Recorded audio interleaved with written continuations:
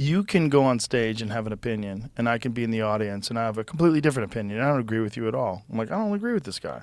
But if you go on stage with an opinion, you make me laugh, you have somehow or another, you've injected that idea into my mind, and now I have to consider how the irony and how the comedic value of your expressing that opinion is Unfortunately, you're not the first guy to notice this. Yeah. So, I mean, Hitler knew it, and that's why Cabaret is such a great piece, because those cabaret clubs in Germany, and if you laugh with someone, it's like.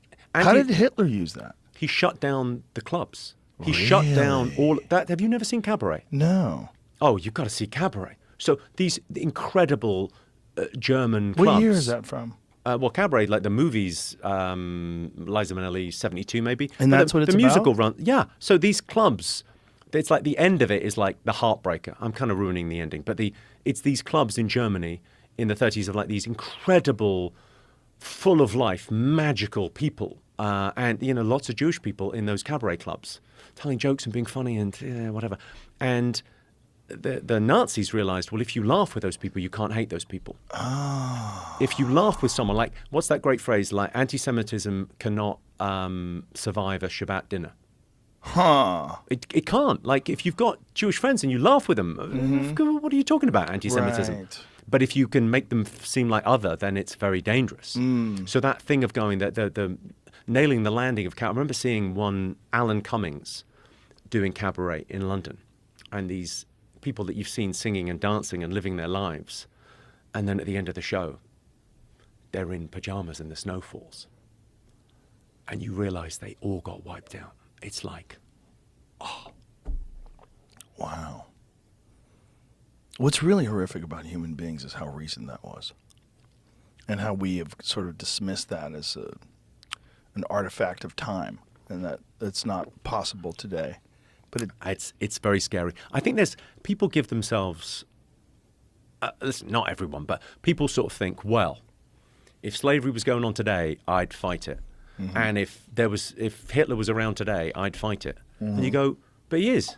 And there is. There's 40 million slaves currently in the world. Yeah. More slaves during in the world right now than during 1865 when they abolished slavery in America. Horrific. And you look at North Korea. Mm-hmm. If you want to see, that's the best example. If you want to see a state where, I mean, we have very little news from there. Very few people get out, but the ones that do, it's horrific. George Orwell's 1984.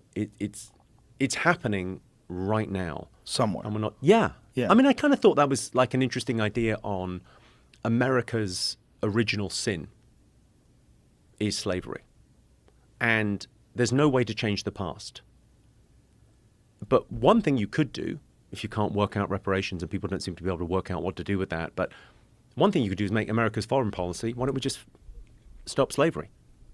Who couldn't get behind that? Right. Globally, to say, well, just you've got an incredible military. Mm-hmm. There's injustice going on in the world. That idea of being the world's policeman, I don't know. I mean, freeing slaves, who could disagree with that?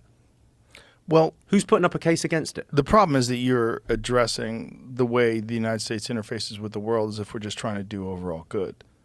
That's not really what happens with this whole empire building thing. It's what's really going on is controlling resources and coming up with some reason that you have to intervene in order to acquire these resources or control these resources or protect your resources. I think it's, you know what I think that is?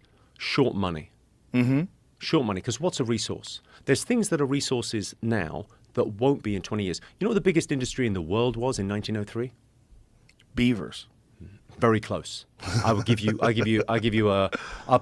give you a C.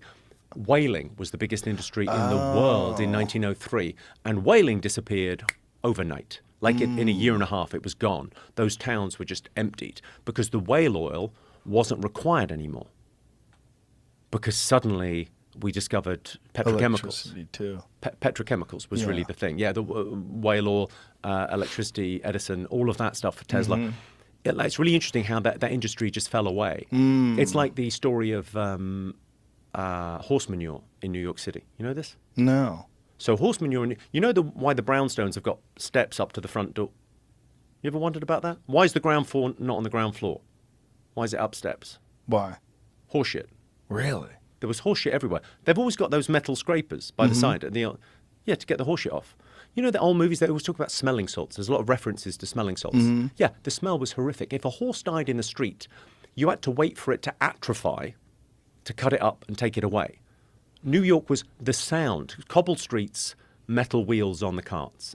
Horses everywhere. So they made a law to say, right, horses, we're going to put a tax on them. Didn't change anything. Made another law the next year. We're doubling the taxes. Right, we're going to do a thing with, we're going to say if you have a horse, then you have to do this, you have to do that, whatever it was. It kept on. And what stopped it? Henry Ford. Cars came along, all gone. There's 5 of them left in Central Park. Right. All gone in no time. Whaling disappeared over the night. That thing of like, what's a resource now? America trying to get resources overseas. I mean, I don't want to sound like a Boy Scout, but I think freeing slaves would be a much better thing to do than trying to get control of an oil field somewhere where you go, that's not going to be a resource in 10 years' time. Yeah, the problem is it's a resource now. And it's a phenomenal one in terms of the amount of money that you could acquire. But I mean, cobalt wasn't a resource Right. 20 years ago. Right. And now we really need cobalt. And suddenly, I mean, the things that are happening to get it are just horrific. Yeah. I had Siddharth Carr on the podcast. He's a journalist that went to the Congo to document this and brought back video footage. The Democratic Republic of Congo? Mm-hmm. Any country with democratic in the name, that's a fucking red flag, isn't it? That's a red flag. If they go, hey, we're democratic. Are you, though? Yeah. Are you? Yeah. It's hell on earth out there. It's happening right now. I think that thing of like people saying, well, I would go and make a difference. Well, there's stuff going on now if you want to get involved. Well, what's so ironic is that it's one of the most horrific conditions that human beings are imposed upon human beings, but yet it is required in order for you to have a cell phone and complain about the injustices of the world. Every single person that has one of these things, you have in it minerals that were carved out of the ground by people living in the most insane conditions. Child labor, slavery. I mean, slavery, and not just that, like people with babies on their back that are breathing in this cobalt dust, horrific health consequences, everything, all the above. Abject poverty, no electricity. I mean, here's like the big thing again, gratitude. Go back to gratitude. We don't live there. Anyone listening to a podcast is, we're doing great. What can we do about it?